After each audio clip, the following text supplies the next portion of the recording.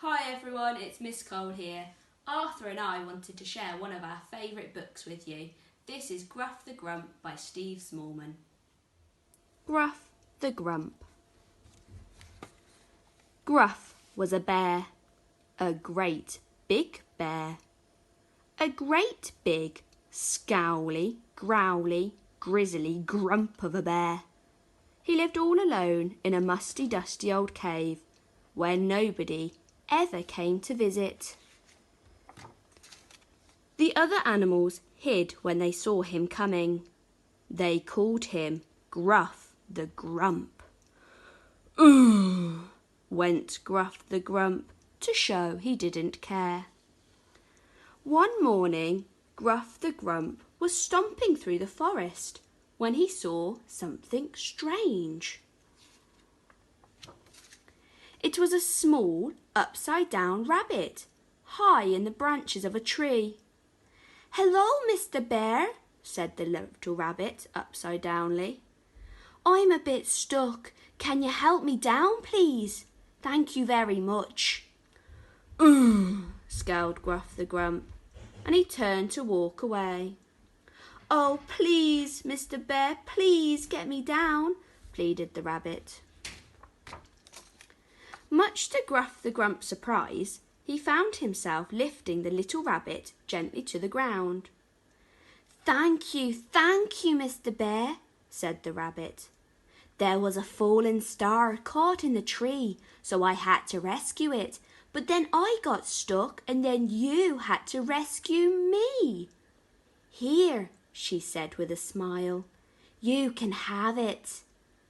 She carefully put the fallen star in the old bear's huge, hairy paw and hopped off home.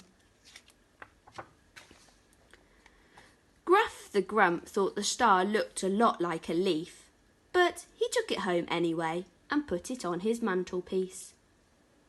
It was so golden and beautiful that it made him realise just how musty and dusty his cave had become.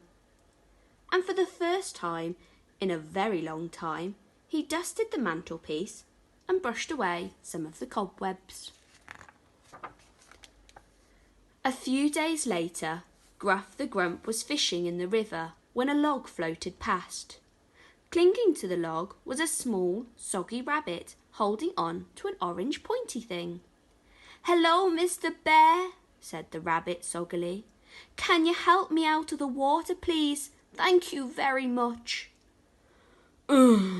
Went Gruff the Grump.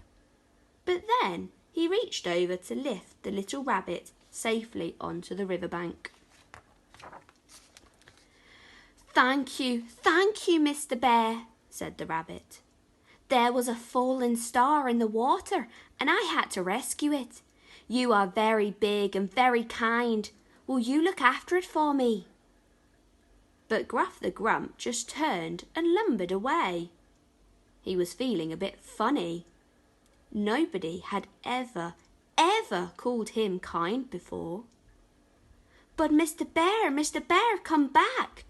cried the little rabbit, running after him. "I can't look after it on my own." Okay, I'll take it," snarled Gruff the Grump, and snatching the star, he slammed his cave door behind him. Gruff the Grump put the star on the mantelpiece next to his other star. They looked so clean and colourful that they made him realise just how grim and grimy his cave still was. So for the first time in a very long time, he swept up all the old pine needles from the floor. Now his cave was very clean, but it was bare and empty inside, and suddenly Gruff felt like a bear who was empty inside too. He started to feel sad. And when he had finished feeling sad, he started to feel cross. And he was right in the middle of feeling cross when there was a knock on the door. "What is it now?" he shouted. It was a little rabbit with a whole barrow full of stars. "Hello, Mr. Bear," she said worn-outly. "There were lots and lots of fallen stars, and I had to rescue them." "Go away!" Gruff the Grump roared. "I don't want any more stupid stars." Then, to his great surprise, the little rabbit burst into tears. Gruff the Grump felt terrible.